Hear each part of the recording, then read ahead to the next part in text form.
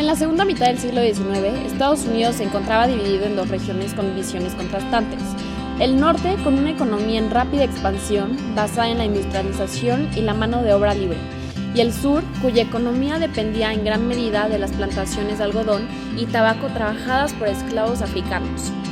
Al mismo tiempo, México experimentaba varios cambios políticos tras la guerra entre Estados Unidos y México y la intervención francesa. En este momento de inestabilidad para México, las potencias extranjeras, en particular Francia, buscaron establecer influencia en el país latinoamericano, aprovechando la situación de vulnerabilidad para instaurar el Segundo Imperio con Maximiliano de Habsburgo como emperador.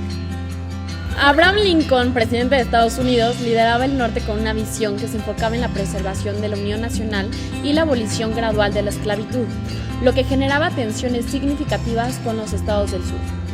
Mientras tanto, Maximiliano de Habsburgo, puesto como emperador por la intervención extranjera liderada por Francia, intentaba establecer su autoridad en un México dividido y enfrentado por facciones políticas.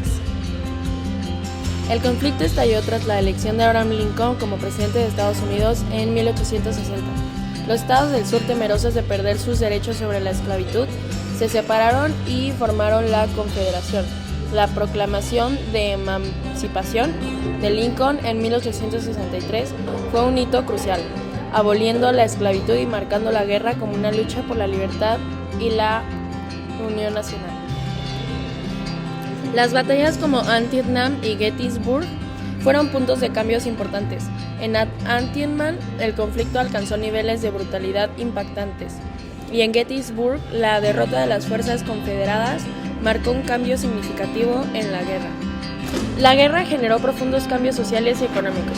La emancipación llevó a la libertad de millones de esclavos, transformando radicalmente la estructura social. Además, la economía sufrió daños con pérdidas significativas y cambios en la producción y el comercio. El conflicto fortaleció el poder del gobierno federal sobre los estados y definió las bases para una nación más unida.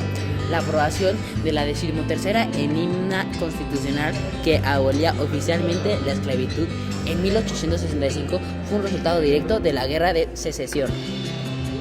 Simultáneamente en México, la retirada gradual de las tropas francesas influyó por la situación en Estados Unidos. Dejó al Segundo Imperio Mexicano en una posición más vulnerable. La atención internacional, antes de la centrada en México, se desvió hacia la guerra estadounidense, debilitando el apoyo extranjero a Maximiliano y su gobierno. La resistencia local, liderada por Benito Juárez, se fortaleció con la derrota de las confederaciones en Estados Unidos. La oposición interna del Segundo Imperio aumentó, llevando a la captura y ejecución de Maximiliano en 1867 y el retorno de la República en México. La Guerra de Secesión en Estados Unidos no solo fue un conflicto interno, sino que sus implicaciones trascendieron fronteras y alcanzaron al Segundo Imperio Mexicano. La retirada gradual de las tropas francesas de México, influenciada por el curso de la guerra estadounidense, debilitó progresivamente la posición de Maximiliano. Este cambio en la dinámica internacional dejó al Segundo Imperio cada vez más aislado y vulnerable.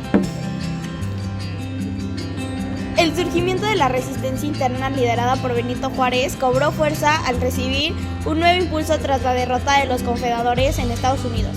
Esta resistencia, apoyada por el cambio en la atención internacional, culminó en la captura y en la ejecución de Maximiliano, marcando así el fin del breve periodo imperial y el retorno de la República en México.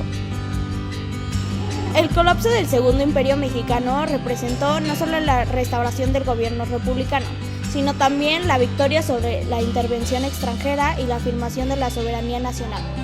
La Guerra de Secesión, aunque distante geográficamente, ejerció una influencia clave en la reestructura política de América Latina y en la consolidación de la unión entre las naciones de la región. Se puede ver cómo estos sucesos históricos están relacionados y muestran cómo lo que pasa en algún lugar puede llegar a afectar drásticamente a otros lugares de igual manera. Esto modifica la política y la sociedad en diversos países, independientemente de lo lejos que estén.